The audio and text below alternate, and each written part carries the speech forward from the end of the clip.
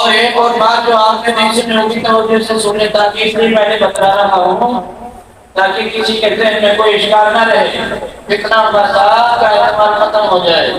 آج تک ہم نے جو عمل کیا ہے کل اس کے ہم خلاف کرنے جا رہے ہیں۔ وہ کیا ہے کہ جو ہم دعا کرتے ہیں عیدگاہ میں، وہ کرتے ہیں ہم خطبے کے بعد، نماز کے بعد خطبہ پڑھتے ہیں۔ اب جمعے میں تو پہلے خطبہ ہوتا ہے نا، بعد میں نماز ہوتی ہے، لیکن عیدوں میں پہلے نماز پڑھتے ہیں پھر بعد خطبہ، خطبے کے بعد دعا ہوتی ہے۔ یہ نہیں کہ ہوتی نہیں، ہو جاتی ہے، اگر کوئی کرے تو خطبے کے بعد جیسا ہم کرتے رہے ہو جاتی ہے، لیکن افضل نہیں ہے۔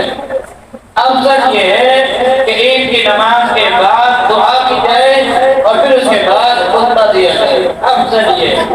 یہ نہیں کہ جو کرتا ہے ہوگی نہیں، کیونکہ دعا کے لیے کوئی مواد مقرر نہیں ہے چلا، لیکن افضل اور مشروع اسی کو قرار دیا ہے کہ جو عید کی نماز کے بعد دعا کی جاتی ہے اور یہ دعا کا موقع ہے، جیسے ہم فرائض کے بعد نماز کے بعد جیسے ہم دعا کرتے ہیں، ایسے ہی وہ اجتماعی دعا عید کے بعد، عید کی نماز کے بعد ادا کی جاتی ہے۔